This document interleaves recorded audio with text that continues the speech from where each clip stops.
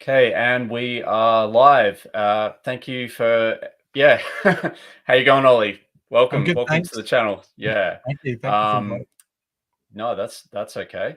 Yeah. So as you know, I'm Brian the Collector Kid, and I have the pleasure of being able to have Ollie from I Made This, which is pretty awesome. Obviously, I discovered your channel through Theo from Slimehouse TV, um, from the competition that he ran on the custom amp suit from Avatar. So again, congratulations on winning that competition, man. I know Oh, no, that you were working on a lot of other things in the background. You didn't even realize that you'd won. no, How did you yeah, go about that? it was weird. Like, so it was the Easter holidays, and we Yeah, went to see my mother-in-law, and I just finished a music video, and so I went to visit my mother-in-law. Came back, and I thought, well, okay, I've got like 3 days until I have to start my other job. Really, I should have started the other job before that, but I thought, well, I'll give myself yeah, 3 days to do this amp thing, and it's quite cool sometimes to give yourself like a little deadline, because then whatever you make at the end that's what it is. Because originally absolutely. I Yeah, was going to put all wires and things like that on it, and got to the 3 days. I was like, no, that's it. What I've got now is as it's going to be, and but yeah, it was a lot of fun. I mean, I'm not a big fan of Avatar personally, no, but I'm always up for a challenge, and like I'm quite a relatively new YouTube channel. I'm not sure yeah. how long yours has been around. You've got quite a fair few videos though and stuff like that. Yeah, I started my channel in lockdown or COVID.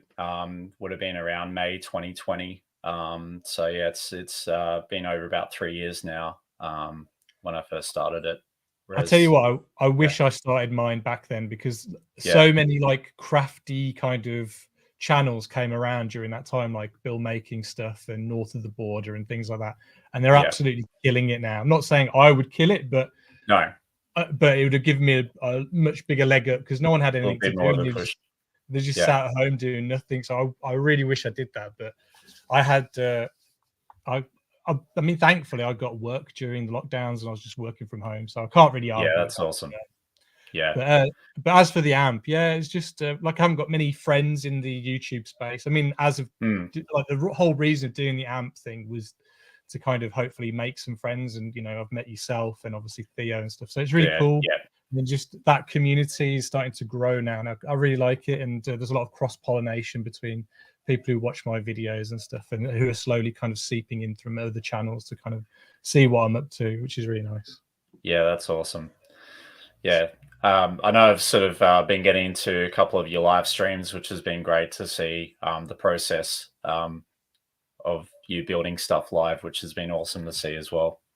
Yeah, the reason why I've been doing that is because like for my day job I do claymation animation. It takes up so much Hmm. time, and sometimes the job, it's like buses, like you three at once and then you get nothing for ages. So in that Yeah. downtime, that's when I work on my YouTube channel, which is not probably the best for a YouTube channel, because I'm guessing you want to keep it consistent. So Yeah, sometimes I'll be dormant for a couple of months, and then all of a sudden the space of 3 weeks I'll release like 4 or 5 videos and just ban them out, and then it's that's dead. it. I should probably space them out, but so I thought I'll do live videos, because they don't take much. I don't have to edit them and things like that. Because like the amp That's it. video, for example, you have to make it twice, because you have to make the amp, and then I have to kind of remake it in the edit, which is a pain in the bum.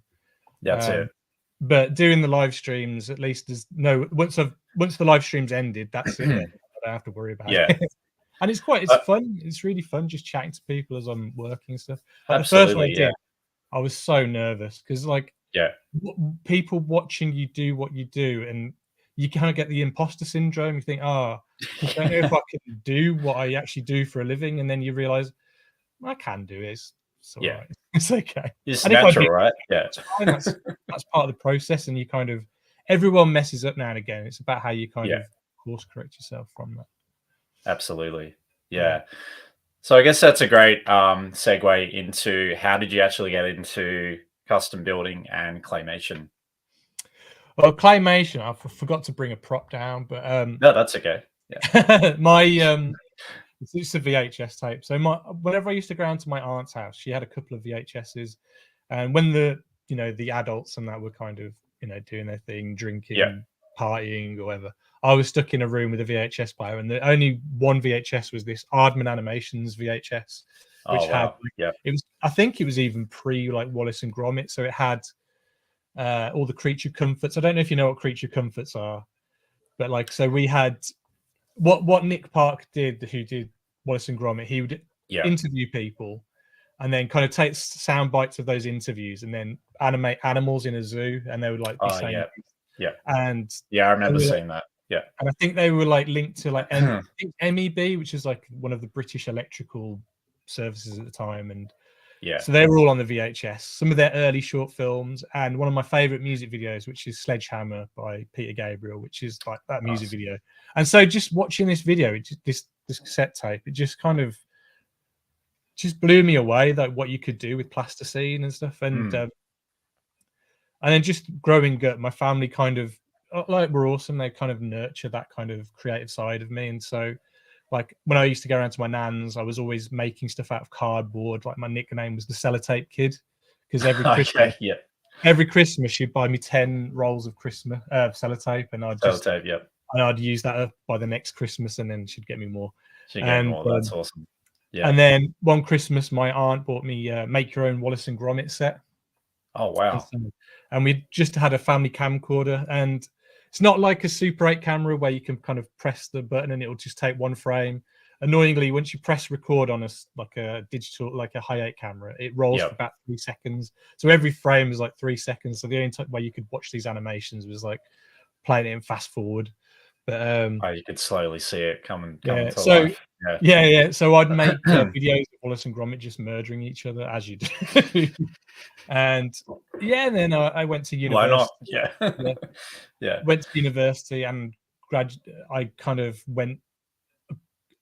grafted more onto the claymation stop motion side of things, and my final film was a stop motion piece. And then it kind of went a bit dormant for a while, because like in your 20s, like I don't know about you, but I just farted around a lot for my 20s, because like to buy professional equipment and cameras, like we didn't have HD cameras. Like I'm not that old, but like I'm old enough to not have HD cameras like back in the late 2000s or whatever. And that was just way out of your price range, especially when I'm working in like a video rental store. So the things that I needed, that sounds like an excuse, but the things that I needed, okay. You're right. Kind of to get myself out there were a lot harder to obtain. And then all of a sudden, I became a teacher somehow, and then I kind of got I could have a teacher's account for various equipment and software and things like that, and it kind of just opened it all up. So off the back of anime, I kind of was moonlighting, I guess, teaching. I was moonlighting, doing like music videos and stuff behind acts of the teaching world. And then I kind of got more into 2D hand drawn stuff, and then slowly went back into claymation. That's awesome. Yeah, similar to me, when I got out of high school, there was a guy that came in to sort of talk about multimedia and stuff like that, and I was always into drawing and multimedia. So once I got out of high school, I did a TAFE course in multimedia, and that got me into 2D drawings and animation as well, but more sort of from the 3D sort of style. But yeah, I heavily from my 20s, 30s got into making short films. I loved making music videos and things like that. And I still remember buying my first handycam camera with my dad. It was like $800-900 at the time, which is a lot of money, and I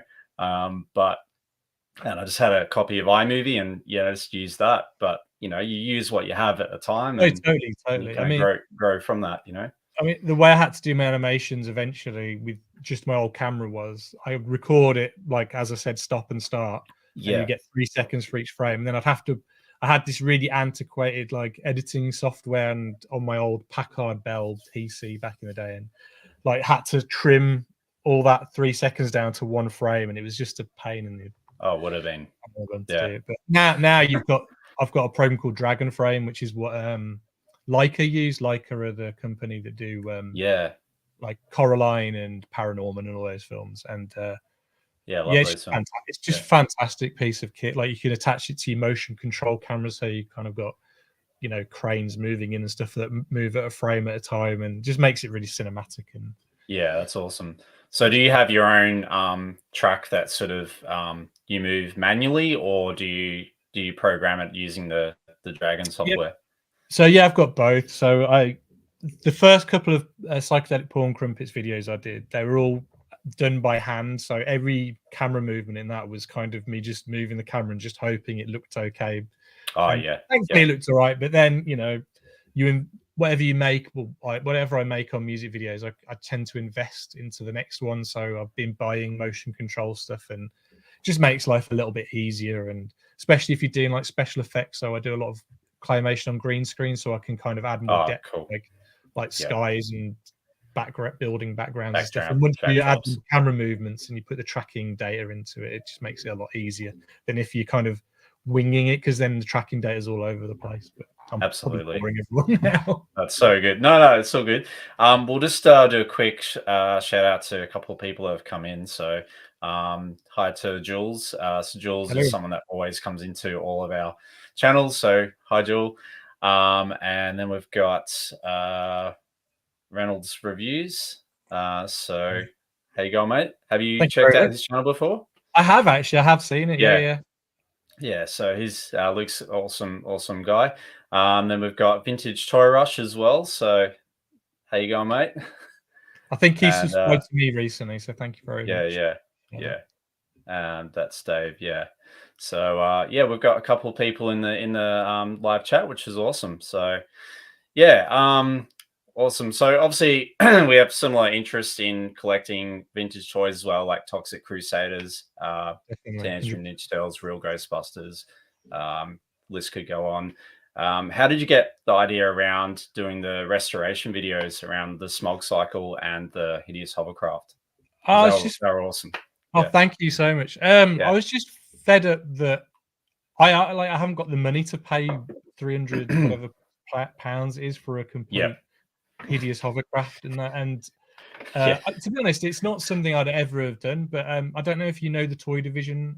It's kind of like a live stream podcast, and Yeah, I've heard of the Toy Division and Dan Plastic. I haven't yes, spoken to him as per se, but I know, yeah, I know those honestly, guys. he's Yeah, awesome guys. Like, I'm quite a shy person, so I'd go to yeah, these NEC toy fairs and I'd always buy stuff from them, but I'd never speak to them. But I'd watch their live streams, and then just one day I just put up the courage and I just started to chat to Dan, and he's like one of the most yeah, awesome guys. yeah. And every time I go to the toy fair now, he was like, "Here you go. Here's a busted up It is toy. something.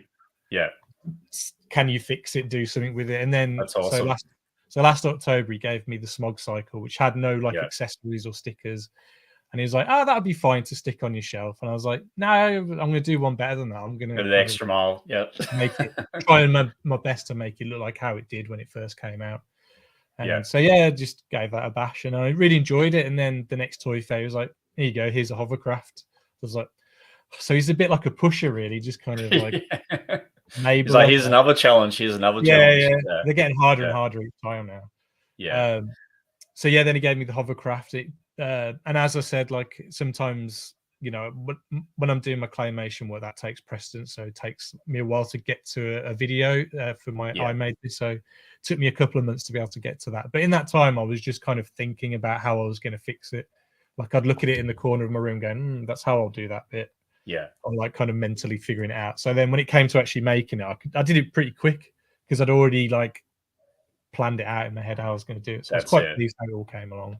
Yeah, So, yeah. yeah, it's awesome because, as you know, eBay prices have gone up, particularly with Toxic Crusaders and all the I'd, Playmates toys from the 90s.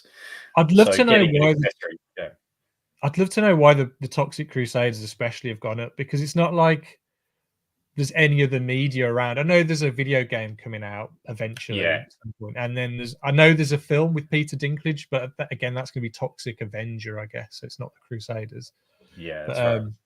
so maybe they'll do a sequel though called the Toxic Crusaders and introduce some of the other characters. Introduce it that way, yeah, But I'm still intrigued to know what he's going to look like. I've got nothing against his casting, because I love Peter Dinklage, so I'm really interested to see what he's going to look like as a Toxic Avenger. But anyway, I'm just baffled with why they're so expensive now. They're just like yeah.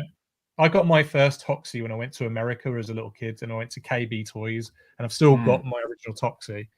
I And remember you I still saying got, in the Yeah. I'm still kicking myself that I never got all the other figures, so I had to pay silly prices just to So get monies. No Zone or whatever.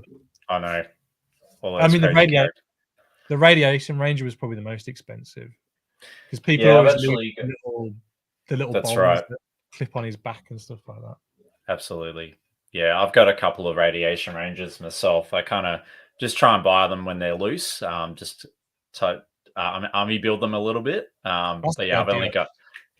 I've only got 2 or 3 of them because, as you What know, they're not cheap. But yeah, what's considered an army? Is it like more than one, or do you reckon it's like yeah. An army's generally probably 10 to 15 or more. Uh, I know, I know you're not a huge Doctor Who fan, but I follow this Doctor Who YouTuber in England, and he's probably got the biggest Dalek collection I've ever seen. Yeah, so he's got armies of Daleks and Cybermen and all that. So I guess comparing to that, yeah, probably 20 to 30 would be considered a army that's an build, I army? guess. Yeah, Because there's sometimes the argument that because you get these people who like army build like foot soldiers and like vintage like Star Wars stormtroopers, and then people get yeah, angry because they're kind of buying up all the toys. But you know these things were made in the hundreds of thousands, millions. So absolutely. I don't Yeah, think they're no, going to be that hard to get hold of one eventually. that's right. Uh, Yeah. but yeah, I forgot what your original question was now. No, that's okay. You're right. Yeah, obviously, Vintage Toy Rush is asking which Oh, toy fairs. I know you said you went to was it the NEC it's recently? just I just go to the Yeah, NEC one really. yeah, I might venture out to like some of the other ones, but the thing is, like, you have to get there super early because they're yeah, finished like by midday, aren't they? Pretty much. So, but yeah, there are some good ones down south, like near London way, I think. But it's more a case of me being bothered to drive down because the NEC yeah, is like 10 minutes away from me, so it's quite convenient. yeah, absolutely. But happy to Uh, meet up with you if you're at the NEC. there you go. That'd be pretty cool. And we've got a new viewer, so first time checking this out. Thank you, Paul. Thanks for that, mate. Cool. Yeah, I guess that's a good segue because obviously you mentioned you'd been to NEC Toy Fair. Do you get to go to many toy fairs? And what's your favorite toy line to collect when you're at a toy fair? Like I said, it's just the NEC Toy Fair that I really go to. I mean, Hmm. I think it's one. I think it is the biggest in the UK. I think I might be wrong, but I think it is. Yeah, Like it is huge. The NEC is massive, so you know you get like over 500 stalls plus. I don't know. I mean, I don't know if it's the biggest, but what do I yeah, collect? I know a bit of this, bit of that. Ninja Turtles is a big it's a big one. one. Yeah, Yeah, I tend not to go for the vehicles just because they're so big. I've got yeah. the I've got my party wagon that I had when I was a little kid. I've still got that. Oh, that's awesome. Yeah, Um, but I've also got the one that's I don't know if you know what it's like. It's got like a catapult thing that kind of got a trash can on the end, and it like yeah, can fire like slime yeah. off of You it. fire the slime out. Yeah, that was Yeah, pretty cool. the cheapskate as well. Yep. I do want the bike. I haven't got the bike. You know, the little sidecar. I'd like that one. Yeah, But I've got the turtle copter up the top there. that is nice. It's got like the little Yeah. boxing gloves, hasn't it? Yeah, On it's got the all the boxing gloves and it's got like the mosquito missiles on the back and the front, and it's got the compeller is got it's like made out of snakes with like bombs in the mouth and stuff like that. Just the sculpting was incredible. Yeah, sculpts from it. Like I don't know if Varna Studios did the vehicles, yeah, uh, but they're amazing. The detail in that. Like, have you ever seen on YouTube? There's a guy. What's his YouTube account? I think it's called Does Machines, and he like paints up all vintage Toxic Crusaders and that's right. Ninja Yeah, Turtles. They're so good. Like you don't realize how much detail in these figures when people start painting them in, or like Super 7 released their kind of updated like versions. bigger versions, and they kind of copy all the detail perfectly, but Yeah, paint that detail in, and absolutely. it's awesome. Yeah. I know I sort of struggle. Well, I particularly collect vintage or try and stay on the vintage line. So particularly when I see Super 7 stuff and that, it's kind of like, I don't want to go down that rabbit hole, but the stuff they're producing is pretty awesome. So yeah, It's sometimes a bit hit and miss with Super 7. So I've got all the turtles so far, but You get the odd one that have like I've got the samurai Leo, Oh yeah. and he just can't stand up. He just flops. Oh yeah. And like I've got the Super 7 Toxic Crusader, and he's like his waist will just drop and his arm's gone loose. It's like, come on, guys, it's not hard. I know. Quality control, right? Yeah. I've got their Toxic Crusaders like on order. I've got have you seen them, like the bigger Radiation Ranger and yes. and the Junkyard? So I'm looking forward to getting that. So hopefully they're pretty good. Yeah, that'll be awesome. Yeah. Well, I'm trying to think what else I collect. I get the odd like random ones. So like, I get like I like to have like at least a representation of like Mumra and Lion-O, like He-Man and Skeletor, things like that. Just like I don't like to get the full line. Sometimes just like enough just to kind of give it representation in my toy line. That's like it. it's like I love the real Ghostbusters toy line, but I don't go beyond the first wave, because for me it kind of went like when they were wearing all the jazzy suits and that. There's a bit of a disconnect for me because there is, they never wore those in the show, and No. even though being an imaginative person, I should get over that. I just can't for some reason. And so I've just got the first wave of those figures. I might have a few of the other ghosts, but, but I'm trying to think what else have I got. I like Earthworm Jim. They're good. Like all the Playmates. And I'm tempted. Stuff. Yeah. I'd like to get some of the Skeleton Warriors. They look pretty cool. Yeah, I've got some of most of the Skeleton Warriors down here as well. They do look cool.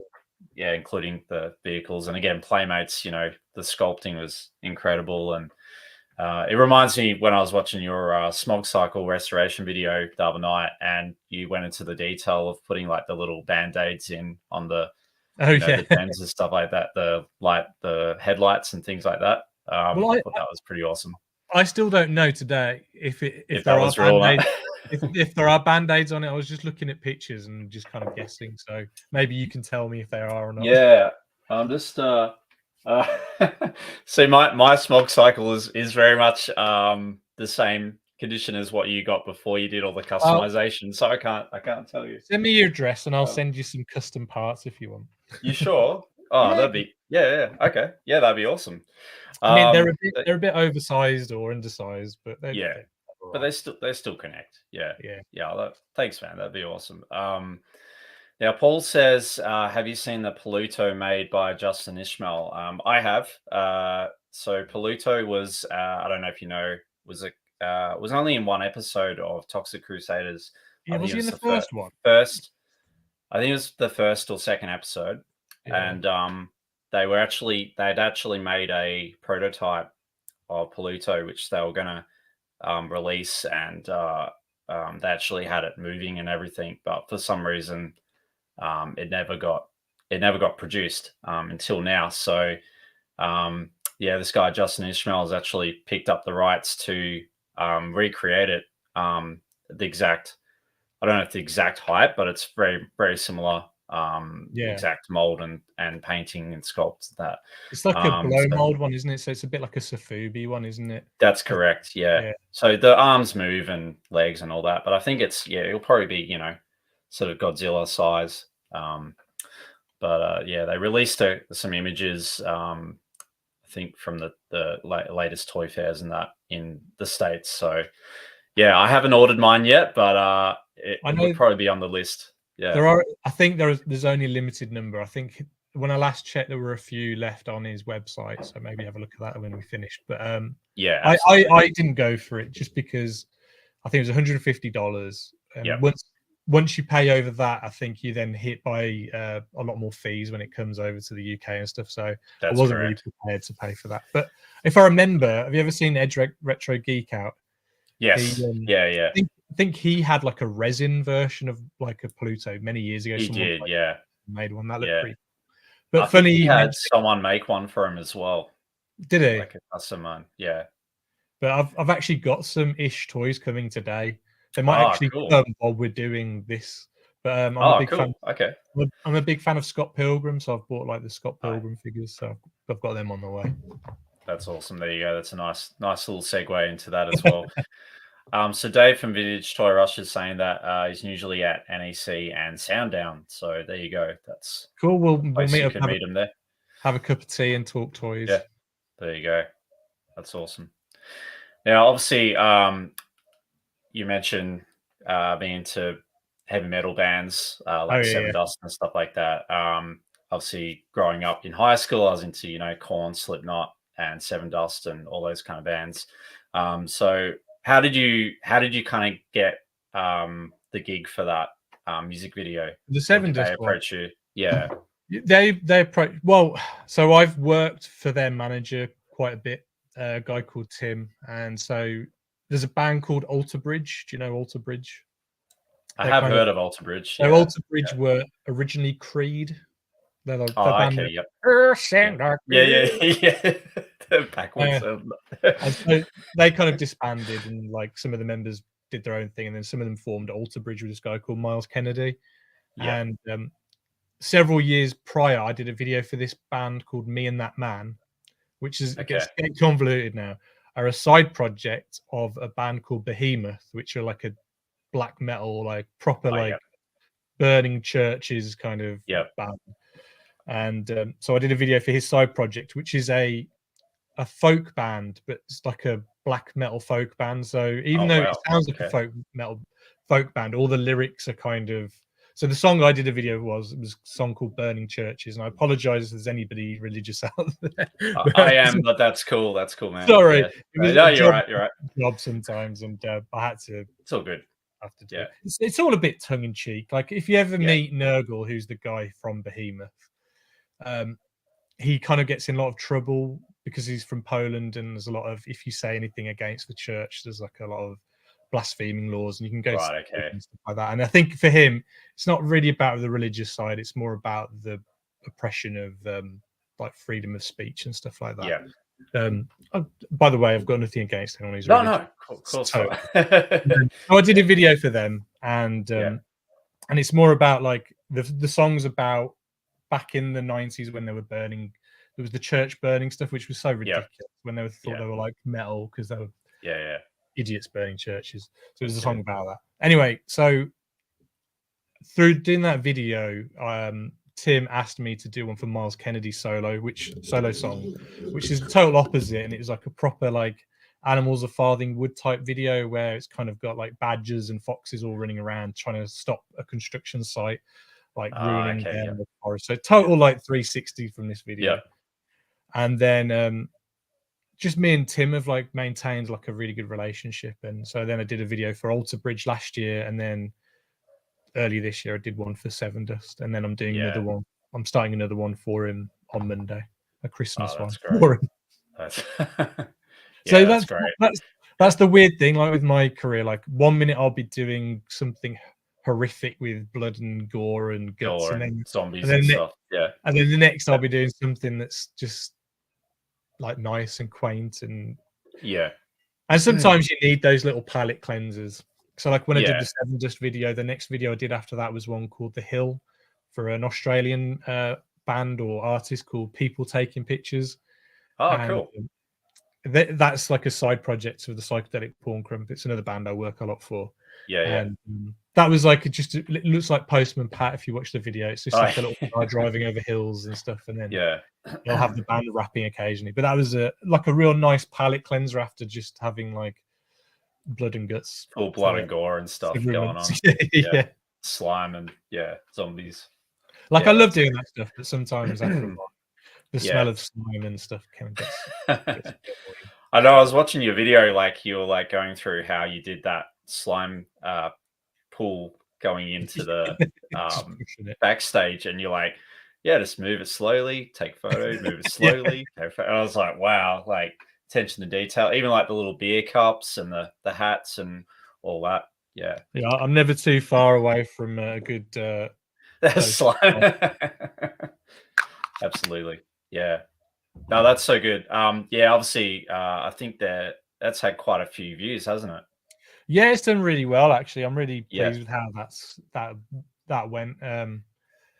You get the odd few people who don't like it. Some people just don't like claymation, and I totally understand that because it's kind of it can be a bit creepy or a bit weird and stuff. Or sometimes people just like to watch videos of their favorite bands just rocking it out. Yeah.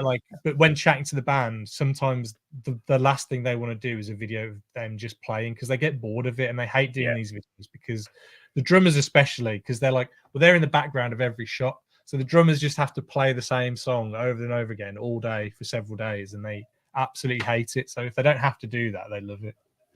Yeah, that's it. It's a different type of media, and as I said, it's like a, refreshing. It's something different, right? Which I think's great. Yeah, I truly enjoyed it, man. It was great, and I've No, watched thank your you. other videos, which were kind of more, psychedelic rock bands and stuff like that as well, which is cool. No, it is nice to get like a broad spectrum of things to do. Yeah, I think awesome. like if I was ever making my own film, it would probably end up being more like the Seven Dust video, or like just weird and silly and stuff. But yeah, yeah, that would be awesome. Yeah, and then obviously, I loved how you did the Leon and Claire Redfield from Resident Evil. Obviously, you've got quite a few different one-offs that you do. That was that's done for last year for Halloween. So, how Halloween. did you sort of come up with the idea for those? Well, like when I first started the channel, I was just gonna make claymation characters the whole time, but like no one watches them, so that's fine. But like no one watches them, so I kind of started to go more in the toy direction, which people love. Like obviously, people love toys. For some reason, it's really boomed, hasn't it, in the last couple of years? It certainly has. Yeah. And but yeah, I've got a list of characters that I've always wanted to make in claymation and just maybe do a little animation of here and there now and again. But so Claire and Leon were on there. Like Resident Evil 2 is probably my favorite game of all time. I think Legend of Zelda Majora's Mask is up there as well, and maybe Final Fantasy 9. But Resident Evil 2, man, that game is just... Is it one of your favorites? It is, yeah. Well, I got my PlayStation back in 1997 from my mum, and the first game that I hired from the video store was Resident Evil. And I remember playing that, and obviously the scene where you go down the alleyway, the corridor, and you've got the zombie dogs coming out. Oh, yeah. Scared the absolute crap out of me. But then, when Resident Evil 2 came out, I was... in love with that as well. Played at my mate's place all the time till like 2 or 3 in the morning. I think there was like a mode where you could have 2 PlayStations hooked up at the same time, so we kind of try to beat each other on the end time and all that. So I didn't know you could do that. That's amazing. Yeah. So that was cool. And then Silent Hill came out. That was another game that I thoroughly enjoyed. Yeah. In Australia, because originally in the American one or the Japanese one, it was little babies that attack you in the school. Yeah. But here in the UK, they changed it to little teddy bears with Oh, really? Little, to little, like, maybe in Europe with little like knives as fingers, and like I had a demo which had these little ghostly babies that chase you and stuff. Oh, wow. Okay. Yeah, so through censorship, they changed it to these little...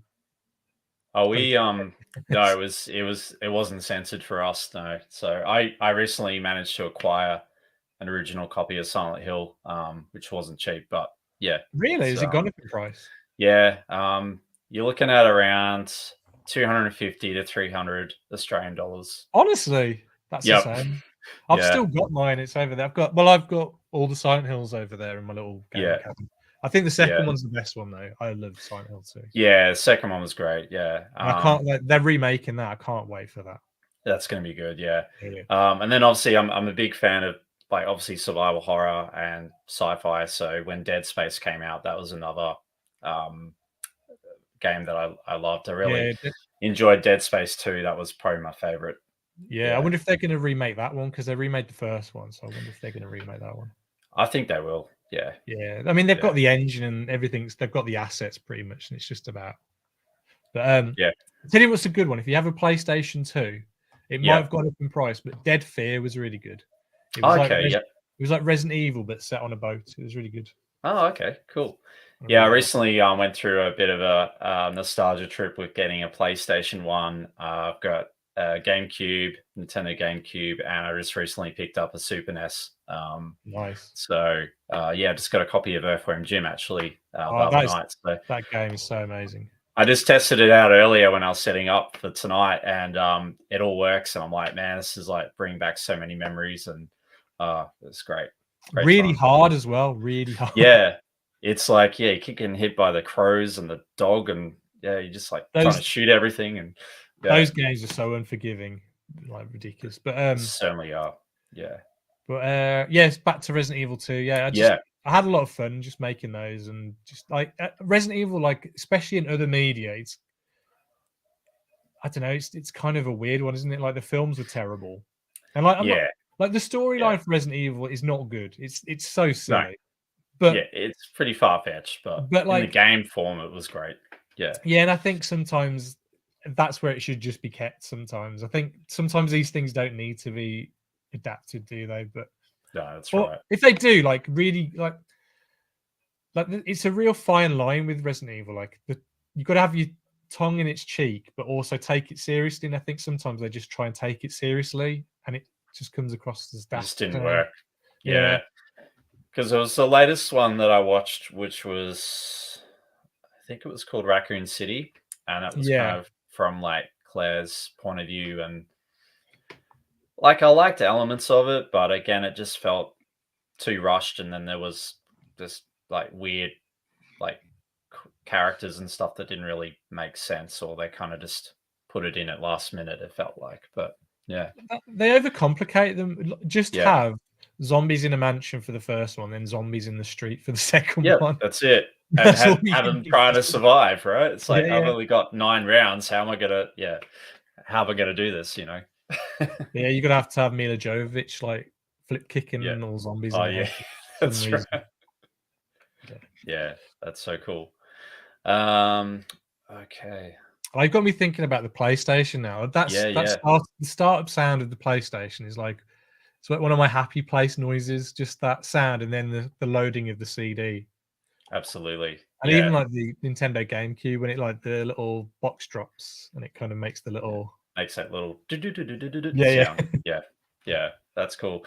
Yeah, I still remember like coming back to censorship and that there wasn't many games that were censored in Australia, and I still remember going to like my local retail store that sold like TVs and things like that. And this back in '97, there was a game called Nightmare Creatures. I don't know if you ever played that. Yeah, so I they just had that for free play. So I was just like, after I played that, I was like, yeah, I've got to hire this out. And yeah, I remember that was crazy. That was crazy for the time, you know. I think Resident Evil 1 was censored in the UK, I think, because eventually they had to do a director's cut, which they had all like the material. Because I think they released it, but it's a bit like Kill Bill, like how Kill Bill went black and white when it went to like the really violent scene. Yeah. But in Japan, it's in color. The cutscenes I think were in black and white in the original PlayStation UK version of Resident Evil. And they cut some of the the bit where the zombie turns to you and he's got like the blood dripping. Turns his head, yeah. They cut that down a little bit so there's not as much of that and stuff. And it's like, come on, guys. So I think the main difference in the director's cut is you see the zombie turn around and you see the head.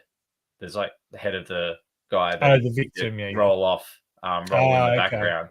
And I think they made some extra changes to the camera angles and things like that. But I think because I've got the little PlayStation Mini, and I think it might be on there, but that thing's borderline unplayable. That little PlayStation.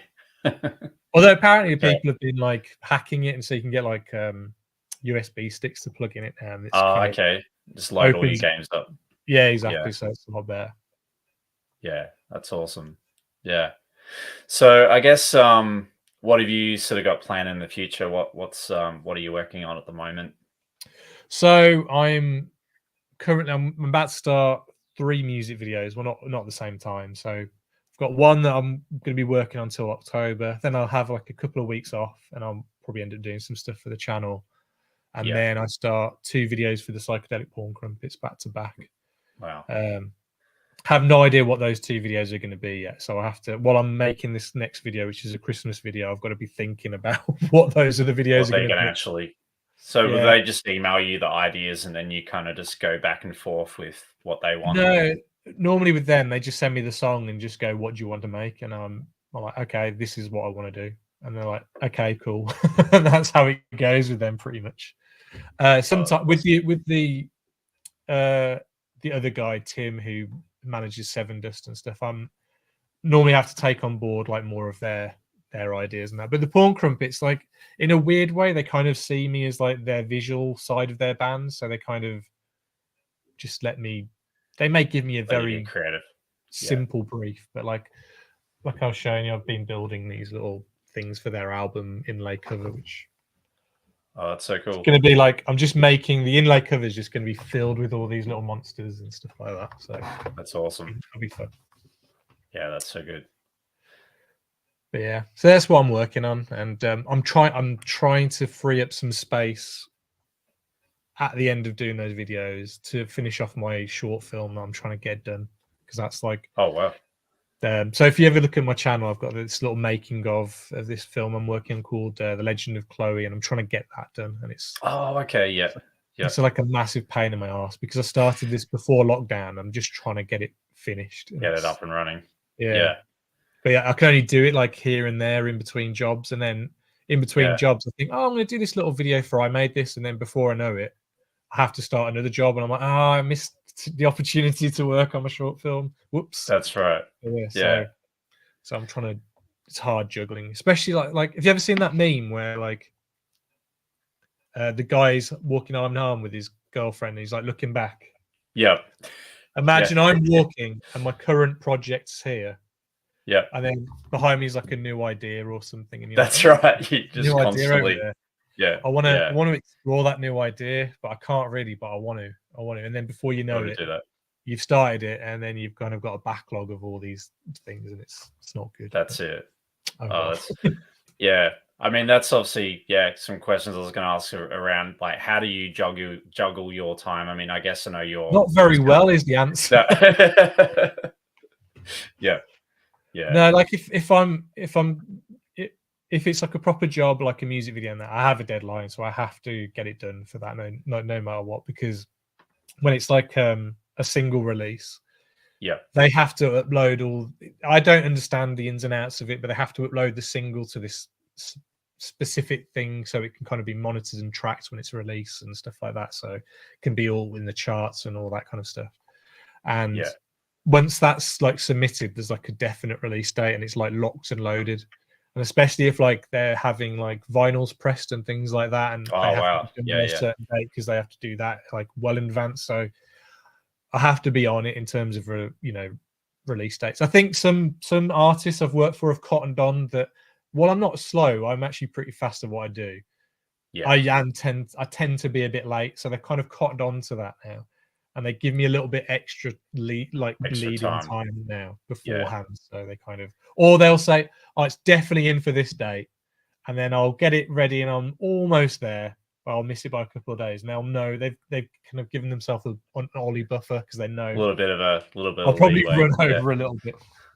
yeah. But That's yeah, so good. Because I know, coming back to the mech suit competition, oh yeah. you said you did that in about 2 days. I think that took me like a good week or two to actually do mine. But Um, how long were you working on it? Were you just like, was it a couple of hours here and there, or was it yeah, like because big? I obviously I have a full time job. I have 2 kids and family, so Exactly, you've got um, a lot on your plate. I've got a lot on my plate. Um, so usually I would be spending that time creating content for my YouTube channel. I Whereas I love was your like, channel, by the way. It's a oh, nice thank you. diverse mix of stuff. I I like seeing appreciate you that. in your little birthday suit the other day. Oh, yeah. I was playing pinball and all that. Yeah, yeah, Good that's stuff. it. Um, yeah, so it's kind of similar to you. I was like, well, I'm committed now, so I've got to go all the way. So, What was the yeah, just hashtag? sending to. You had to say a hashtag or something to say like sign me up or something. Um, I can't remember what it was now, but there was some sort of uh, like um, I'm trying to remember now. It was like, it wasn't like We Want You or I can't remember. It was something. Anyway, yeah, there was like Yeah, some kind of thing. But yeah. So I was kind of on a deadline as well. But I was communicating with Theo, and he's like, "Look, it's fine if you kind of go a day over or so." I was the same. Um, and yeah. But I'll just quickly show you what I came up with. Like I know you've probably seen the episode on it. So obviously I took the literal model and turned it into a Ghostbusters I think themed. that's such a good idea, though. I mean, Yeah, I'm a Ghostbusters stan anyway, so anything Ghostbusters related is awesome. yeah. And then my mate was like, "Oh, why don't you like create something for it to stand on?" So that was kind of took more timing. So I've got like an old building that's like a sunken house with the roof, and it's all caved in with moss and stuff growing out.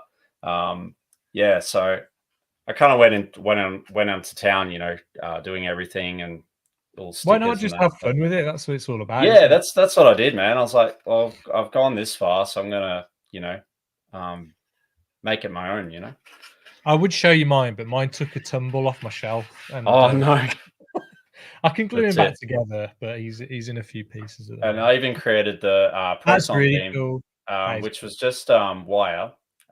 So it's this like hobby wire that you can get from your local hobby shop, and it's like barbed wire. And so what I did was I just molded it and then dry brushed it. So I did like your blue and your oranges, and then yeah, bit of highlight came of up white or something. It looks highlighted. really cool. Yeah, and it sort of gives it that illusion of the beams. So yeah, No, that's cool. Did you ever see yeah. the Ghostbusters Transformer, the Ectotron?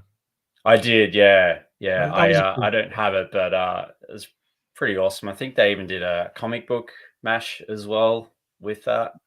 Yeah, they did, and they also released like a Ghostbusters Afterlife one as well, didn't they? With like a different head sculpt and the they Muncher as did. opposed to Slimer. Yeah, Oh, someone's absolutely. asked what lighting I use, so these are what Oh I. yes, sorry, I was getting to that. Yeah. There you There go. you go. They're really cool. Like Theo recommended these to me, Oh, cool. Okay. but they're like I don't know, they're about £60 a light, but you charge them up and they last for hours and hours and hours. So strongly recommend that. Send me a link, man, after this. Yeah, I will I'd do. love to get some. Yeah. So obviously, going back to Resident Evil, I know Fia did an awesome doco Oh on yeah, it's so good. Resident Evil toys. Did you sort of have a hand in helping him with some of the props, or was it more No, I had just nothing. I mean, still to this day, it's only in the last couple of weeks me and Theo have actually like started to, I'd say, bond. We've started to become really good friends, and we chat yeah, quite often now. And we're there it very is. different. Yeah, you're right, Theo. While we're very different, we're also really similar in a lot of ways. And I'm sure Theo will, like obviously I'm into like heavy metal and stuff like that. Theo's Yeah, obviously yeah.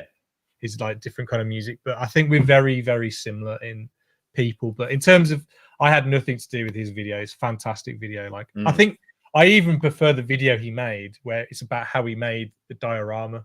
Oh Like yeah, the amount of 100%. effort he went into that diorama is just fantastic. And like, but the one thing I can't do is like he's like really talented at graffiti and stuff like that, and I can't Yeah, even do that. And like just those little touches that he does, like on his buildings and like the little cars yeah, that he painted up, just and the posters and things like like that. it's so over Yeah. the top, but it's awesome. Like I loved it. Oh It was yeah, really cool. I mean, yeah. When Dave's you from can art. imagine seeing that at a toy fair with all the toys posed that they're ready to show the new line of Resident Evil figures. One can dream that they'll do that eventually, but Yeah, I can imagine them using that kind of dio for it. It's perfect. yeah. That's it. Well, it obviously inspired me. I was like, oh, man, I want to get Resident Evil figures again now. Like I used to have them a while ago, but for some reason they just went missing. But I recently did get the Tyrant for my birthday Oh, very nice. from my good mate Enzo. So that's quite a hard one to get, But Mount.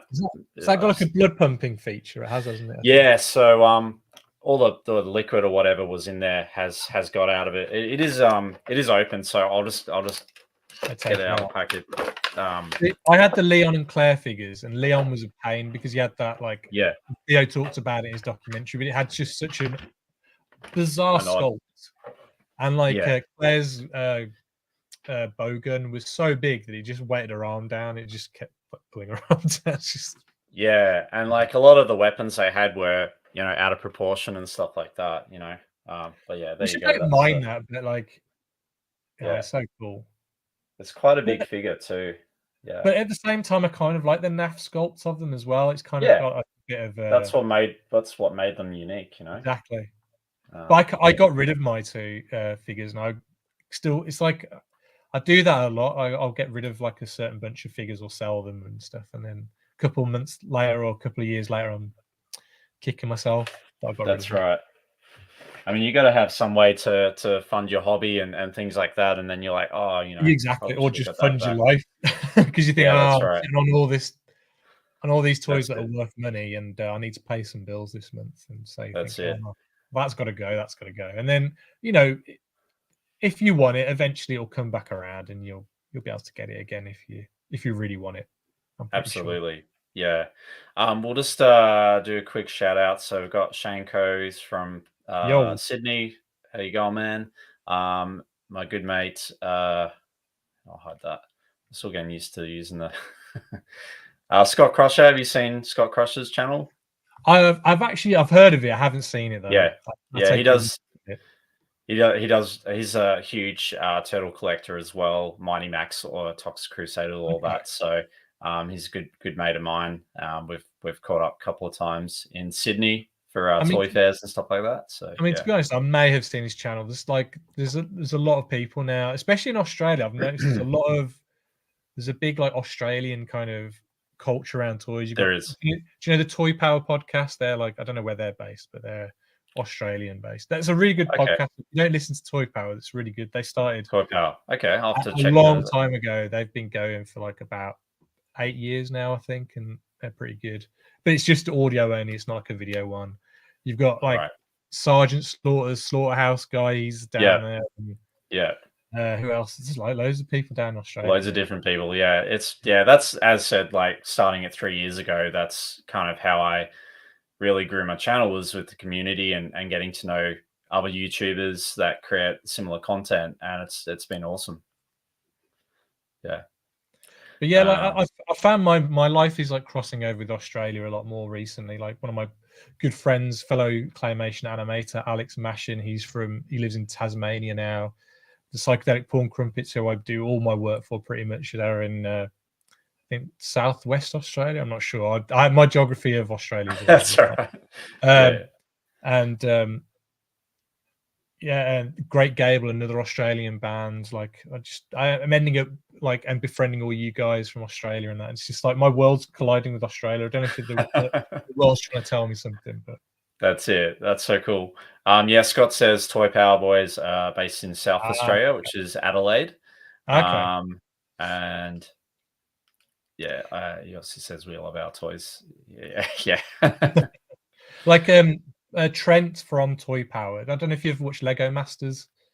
Yes, yeah, I So have watched. Trent was one Yeah. of the contestants in the first series of Lego Masters, Okay.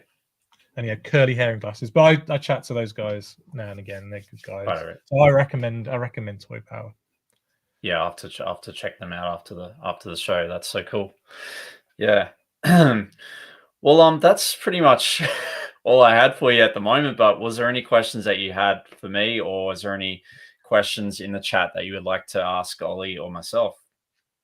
Well, I can ask you a Yeah. few. So, like, Yeah, man. I'm sure you talked about it, but what was your like, what was the one toy that kind of got you back into collecting, or have you always collected? Like, was there a moment when you were like Yeah. 35, a lot of us, and you're like, oh, kind of want to do that again, or it's like something that just spiraled out of control, and you're like, oops, this happened. um.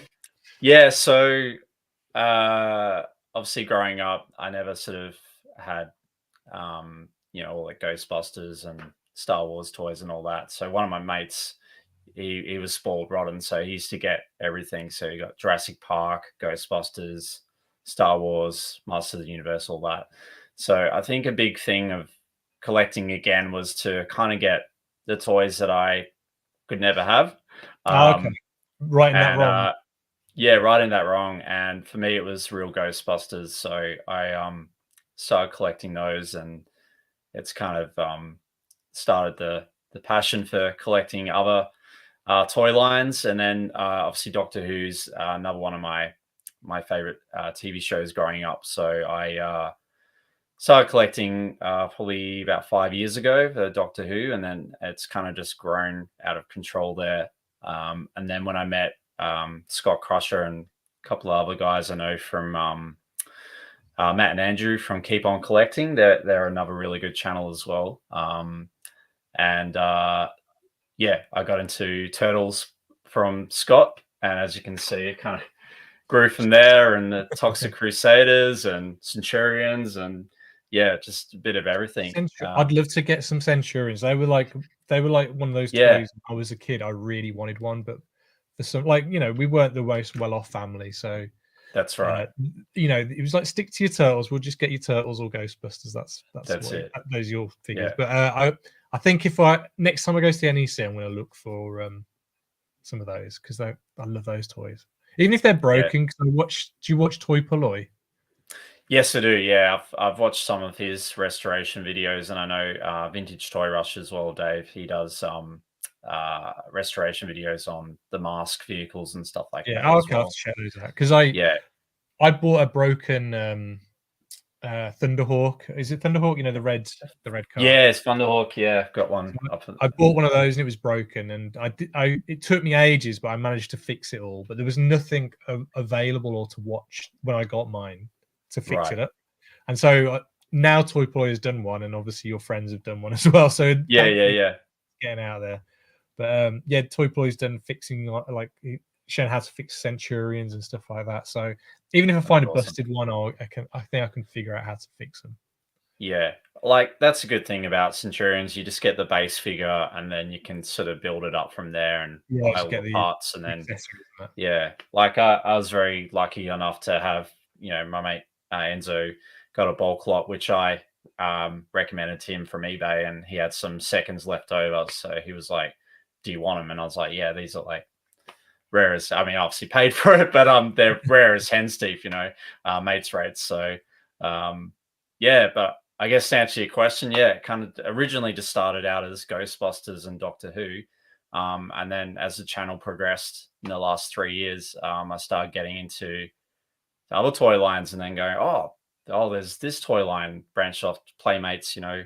So yeah, it kind of just has been a whirlwind of different toy lines, but I don't mind. It's been a lot of fun. So do you have to, because I know the B&M in UK, B&M's a store, like it's called Bargains and Yes. More. Do you have to get all those, like, because I think they have like exclusive there, don't they? So I don't know if you have to get all those like sent into you, or Yeah. So luckily, there's like a local distributor called Icon Collectibles. And then they then send stuff to my local comic book shop here. So I usually just order locally through my comic book shop, which is pretty good. But sometimes you got to go onto the character options website to get the exclusive stuff. For example, there was the new Sonic screwdriver, the 14th Doctor Sonic screwdriver. I don't know if you saw any posts around that, but that blew up last week and sold out within like. Oh, the minute it blew up, I was like, "That's a bad toy." Oh yeah, no, I meant yeah, I can't use it now. No, yeah, that completely sold out. So yeah, so things like that. But yeah, so like take a gamble. So call me an idiot, but does the screwdriver change then for each Doctor? Then does it look different? Yeah, it is there are slight differences. So that regenerates as well. So a technical that's device. Correct.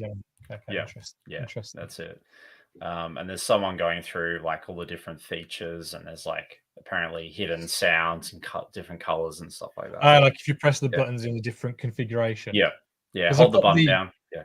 I've got the HasLab Proton Pack, and apparently, like, if you take out the inside of that, and you do things in a certain order, you can find secret sounds and. Absolutely, yeah. I've actually got that as well. So I tell you what, like, it was beautiful when I got the box. Like, how big was that box? Oh, it's massive. I was shocked, considering there's no gun in it or anything. It's just like It's just the pack. Yeah. It's huge. It's like it's a box, then another box, then another box. It's like, but yeah, like yeah, it's a lovely item. And but did you get the slime stuff? You know, the marshmallow stuff. Yeah, so I got the marshmallow add-on. I haven't tried it yet, but I wouldn't yeah, bother. definitely. It doesn't I look know. very good. I've got like, oh, I was gonna create like a little post, like, do you like this the marshmallow or not? But most people probably like don't like it. But The yeah, little puffs are good though. They're fun.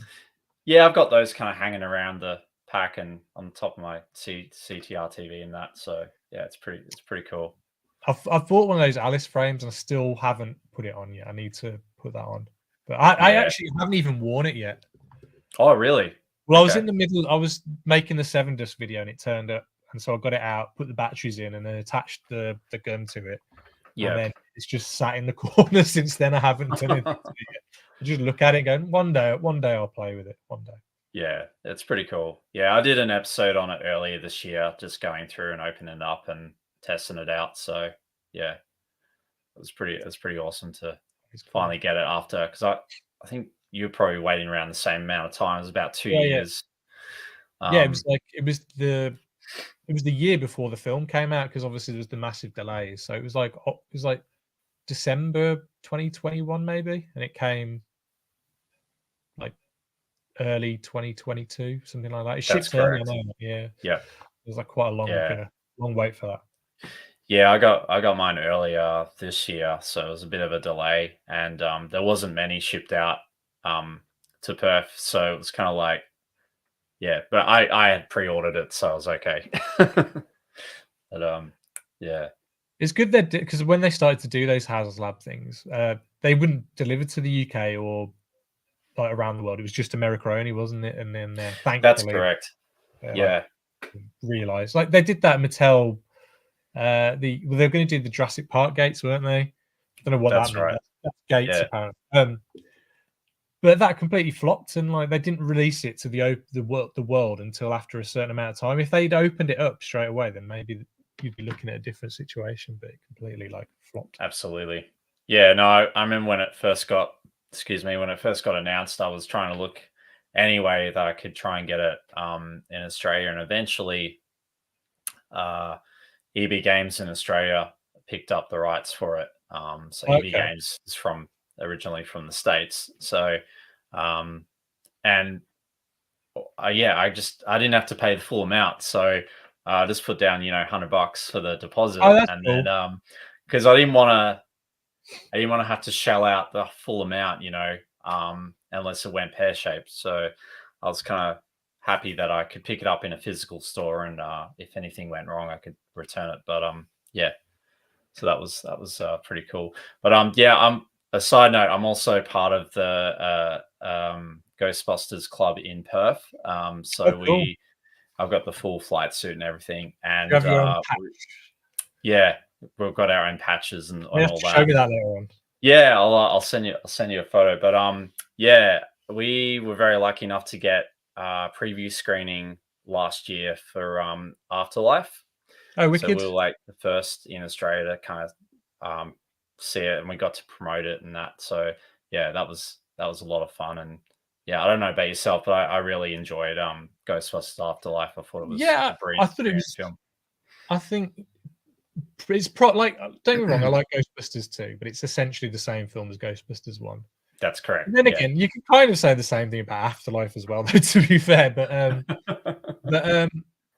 I did enjoy it a lot. I think I would have liked a little bit more of the original guys, Yeah. maybe, because they just all of a sudden, just spoilers, they just Just turn up and you're like, where do they come from? yeah, I know. It's You're like, like, okay. yeah. I mean, obviously you see a shot of Ray and all that, but it's kind of Yeah, they like all just on have the like a little phone and scene earlier, but yeah, and then I think there was a few too many like Easter eggs, like like in the first film, he's eating a Twinkie, then he's eating like a yeah, different chocolate bar, and they yeah. keep random shots of him Throwing pulling out those a in. chocolate wrapper. I'm like, come on, guys, tone It's that like we down. know. Yeah, Yeah, yeah, and I think they probably maybe overused the score, the original score. This is me being a filmmaker complaining now, but I thought the cast was great. The girl who played Phoebe was really, really good, oh and yeah, like I'm a massive sucker for Paul Rudd. I love Paul Rudd. I think he's he's like, I don't know what about Paul Rudd. He's very he's very a comforting person to see on screen, and just kind of, I feel safe in his presence. I don't know what it is. But yeah, he's a funny guy. Like so, like, in that movie, I know he if he's did, involved, it's going to be of a quality, or it's going to be okay. yeah, absolutely. Yeah. We've got a question from my mate Enzo, Retrols Gamer. He's asking what your favorite toy channel on YouTube is. Without not blowing smoke up his ass, but Slimehouse TV is really good. Like, he puts so much effort into that, and like, what I love about his channel is it's really varied. Like, I've got a very scattershot brain, so it's a bit all over the place, and I think Theo's a bit like that. And I like how his channel's kind of represented like that. So one day he'll do like a toy one will be focused on a horror convention or whatever. Yeah. And while I know sometimes I say that's not the best for YouTube, it's probably best to stick to one lane. I kind of like it when people do a bit of this, bit of that, but it's all kind of still creative and centered around the same kinds of things, but it kind of goes out. Absolutely. Who else do I like? There's a good like podcast in Australia called in America called what's it called now? Toy Anxiety. They're pretty good. I did their animated logo. I did their logo. And if you're a big Ghostbusters fan, yes, have some Toy Anxiety. They're like massive. I have heard of them. Yeah. Like, it's a really fun podcast, and I chat to them a little bit. And it might be a bit controversial. I don't know if they are, but I really like Retro Blasting. Like, his stuff, like he's a real grumpy guy, but I quite like Michael in a weird way. He's a I have seen quite a few of his episodes. I don't know how to take him sometimes. I don't know if he's a being very serious particular or not. person, but I like people who have passion, and they can be a bit awkward on camera or however, but if they've got passion, I kind of really warm to them, even though they've kind of got very odd intricacies or opinions and stuff. Sometimes I kind of like them because they're very focused and they know what they like and stuff, and I kind of like those people sometimes. Yeah, that's cool. And then Dave from Vintage Toy Rush, he was saying, I think yeah, exactly. I think that was around the Jurassic Park. Look, the gate's open and shut. Well, if you look at what Mattel did before, they did Eternia. You know, that's like a toy grail piece that people wanted for years, and I wanted to get it. I was honestly tempted. I've got a load of the origin figures. Before the colors on them, like, they pop and they look so nice on your shelf. Absolutely. And I've got the Castle Grayskull. I'm going to get Snake Mountain. I've got the Castle Grayskull up there. Yeah, it's lovely, and the box is incredible. Like, the art on that box is just, but I just couldn't justify paying the amount for the Eternia. And I don't have the space to display it. You have to have. It's going to take up half a room. Like, it would, like the amount of size. Yeah, and then I think it was just a kick in the face to Jurassic Park fans, when going, "This is what we're going to give you." Like, had that been, "We're going to give you the visitor center, and inside is going to be like, the dinosaur skeleton, the T-Rex skeleton or whatever it is." Yeah. If it was going to be that, I think people would have been like, "Yeah, that's what we want." A big display piece, not just a gate. Yeah, and have it light up and sounds and all that kind of stuff. Like, that'd be great. I know, like, you got the car, but you can already get the car. It has less deco, but you can buy that in any toy shop.